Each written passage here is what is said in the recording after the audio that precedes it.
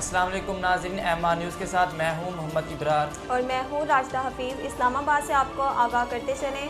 Security اہلکاروں نے مسلم league نون کی نائب صدر مریم نواز کی احاطہ عدالت میں میڈیا سے بات کرنے سے روک دیا۔ مریم نواز اپنے کیس کے سلسلے میں احتساب عدالت اسلام آباد میں پیش ہوئی اور اس موقع پر میڈیا سے غیر رسمی گفتگو کرتے ہوئے انہوں نے ایک بار پھر نیب کو تنقید کا نشانہ بناتے ہوئے کہا کہ نیب کے پاس نہ کیس ہے اور نہ ہی کوئی ثبوت ہے۔ نیب تو صرف اعلی کار ہے، اصل مجرم تو حکومت ہے۔ مریم نواز کا کہنا تھا کہ کیسز حکومت میں بیٹھے لوگوں کی طرف سے بنائے گئے ہیں، نیب جواب کہاں سے دے۔ کراچی ایئرپورٹ اور اطراف میں صبح سویرے ہونے والے شدید دھند کے باعث کئی پروازیں تاخیر کا شکار ہو گئیں۔ سول ایوی ایشن فلائٹ انکوائری کے مطابق کراچی سے صبح 7 بجے اسلام آباد کی پروازیں دھند کے باعث تاخیر کا شکار ہوئیں، جبکہ لاہور جانے والی پروازوں میں بھی تاخیر ہوئی۔ اس کے علاوہ کراچی سے پشاور جانے والی پرواز کو دوپہر 1 بجے شیڈول کر دیا گیا۔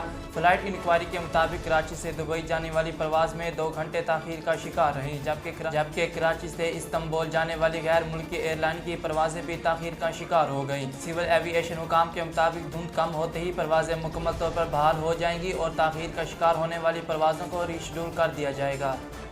پاکستان نے افغانستان کے لیے واغہ کے راستے بھارت سے 50,000 میٹرک ٹن گندم اور ادویات کی ترسیل کی اجازت دے دی۔ ترجمان دفتر خارجہ کے مطابق حکومت پاکستان نے برادر افغان عوام کے لیے جذبہ خیر سگالی کے طور پر انسانی بنیادوں پر واغہ بارڈر کے راستے پر بھارت سے 50,000 میٹرک ٹن گندم اور جان بچانے والی ادویات کی نقل و حمل کی اجازت دینے کا فیصلہ کیا۔ ترجمان کا کہنا ہے کہ اسلام آباد میں بھارتی ناظم الامور کو حکومت پاکستان کے فیصلے سے باضابطہ طور پر آگاہ کر دیا گیا۔ پاکستان کے خلاف ٹیسٹ سیریز سے قبل بنگلہ دیش کے اہم کھلاڑی نے ٹیسٹ کرکٹ سے ریٹائرمنٹ کا اعلان کر دیا۔ محمود اللہ نے پاکستان کے خلاف T20 سیریز میں بنگلہ دیش ٹیم کی قیادت کی تھی۔ سوشل میڈیا پر اپنے پیغام میں 35 سالہ آل راؤنڈر محمود اللہ نے ٹیسٹ کرکٹ سے ریٹائرمنٹ کا اعلان کرتے ہوئے کہا کہ وہ باضابطہ طور پر ٹیسٹ کرکٹ سے ریٹائر ہو رہے ہیں۔ ناظرین، اب تک کے لیے اتنا ہی۔ مزید خبروں اور تفصیلات کے لیے دیکھتے رہیے MR نیوز۔